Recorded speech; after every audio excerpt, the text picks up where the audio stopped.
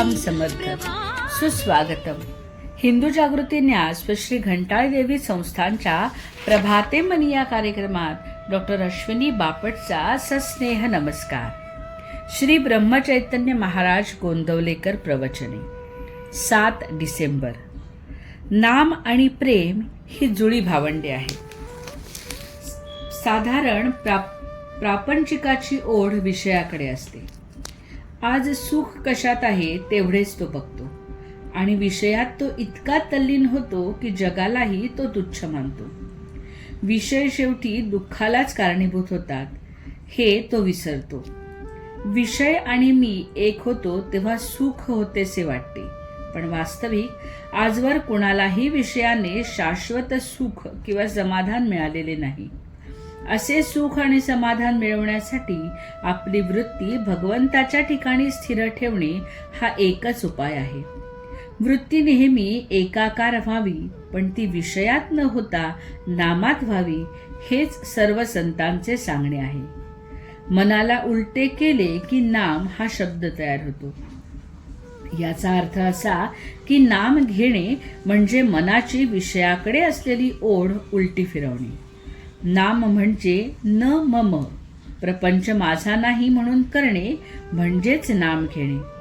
मी जितकी प्रपंचाची काळजी घेतो तितकी नामाची घेतो का, याचा प्रत्येकाने विचार करावा. प्रपंचातले आपले कर्तव्य अगदी मनापासून केल्यावर जी परिस्थिती निर्माण होईल तिच्यामध्ये अत्यंत समाधान राहून नामस्मरणात काळ घालवावा. निर्गुणाला एक जुळे झाले, ते म्हणजे नाम आणि प्रेम. दोन्ही एकमेकांना अतिशय चिकटून आहेत. एकाला धरले की दुसरे त्याच्या मागे येतेच. आज आपले प्रेम अनेक वस्तूंवर, व्यक्तींवर, पैशांवर, विद्येवर, देहावर, लौकिकावर गुंतले आहे. त्या कारणाने भगवंतावर प्रेम करून त्याच्या मागे नाम येईल अशी आपली अवस्था नाही. गोपींची तशी अवस्था होती, पण आपण नामाला वश करून घेऊ शकतो. ते झाले की भगवंताचे प्रेम आपोआप येईल. घरादारावर प्रेम सहवासाने बसते, मग नामाचा सहवास केला तर प्रेम का लागणार नाही. खरोखर या जगात कुणाच्या बुद्धीला पचवता आल्या नाहीत अशा कितीतरी वस्तू आहेत. मुलाला आपल्या बापाचे बारसे पाहणे जसे शक्य नाही, तसे मी कोण आहे हे बुद्धीने ओळखणे शक्य नाही. खरी सत्य वस्तू कल्पना, बुद्धी आणि तर्क यांच्या पलीकडे आहे. सत्याचा शोध करायचा असेल तर सत्य ज्याने झाकले आहे ती वस्तू दूर करा, म्हणजे सत्य दिसेल. सत्य हे आपल्याला उत्पन्न करता येत नाही, पण उपाधी मात्र उत्पन्न करता येते. उदाहरणार्थ भीती, कल्पना इत्यादी आपणच उत्पन्न करतो. नदीच्या पुलावर उभे राहिले असता पायाला पाण्याचा स्पर्श न लागता देखील वाहणाऱ्या पाण्याची मजा अनुभवता येते. त्याचप्रमाणे भगवंताचे सत्यत्व ज्याच्या अंतःकरणाला पटले तो विषयामध्ये राहून देखील होणाऱ्या सुखदुःखाच्या गोष्टींकडे गंमत म्हणून बघेल आणि त्यापासून स्वतः अलिप्त राहील. बोधवचन. सुख हे विषयात नसून आत्म्यात आहे. आत्मा सुखरूप आहे. आजचा हिंदू कर्तव्य दिनविशेष. 7 डिसेंबर.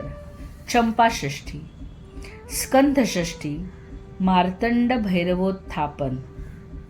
मल्हारी मार्तंड भैरवाच्या षड्रात्रोत्सवाचे समापन. तळी भरणे हा मुख्य विधी. रोडगा, भाकरी व वांग्याचे भरीत याचा नैवेद्य मल्हारी मार्तंडाला दाखवतात. भंडारा उधळतात. या दिवशी मल्हारी देवाने मल्लासुराचा वध केलेला आहे. स्कंधषष्ठी. प्रत्येक चांद्रमासातील शुद्ध म्हणजे शुक्ल षष्ठी ही स्कंधषष्ठी मानली जाते. मुरुगन, सुब्रह्मण्य, कार्तिकेय असे स्कंधाची अन्य काही नावे आहेत. स्कंध उपासनेचा उपाय. स्कंधषष्ठीच्या व्रताने ग्रहदोष नाहीसे होण्याला मदत होते. या दिवशी सकाळी लवकर उठून सुस्नात होऊन व्रतसंकल्प घ्यावा. शिवपार्वतीसह स्कंधाच्या प्रतिमेची स्थापना करून फुलं, चंदन, धूप, फळे, मिष्टान्न यांनी विधिवत पूजा करावी. स्कंदाला मोदक व मोरपंख प्रिय आहे. दिवसभर उपवास करावा. प्रज्ञाविवर्धन स्तोत्र म्हणावे. घंटाळी मंदिरामध्ये होणाऱ्या या स्कंद षष्टीच्या पूजेला आपणही आवर्जून उपस्थित राहावे. मंडळी, रामरायाचे आणि श्री घंटाळी देवीचे आशीर्वाद आपल्या कुटुंबावर अक्षय राहोत. जानकी जीवन स्मरण. जय जय श्रीराम.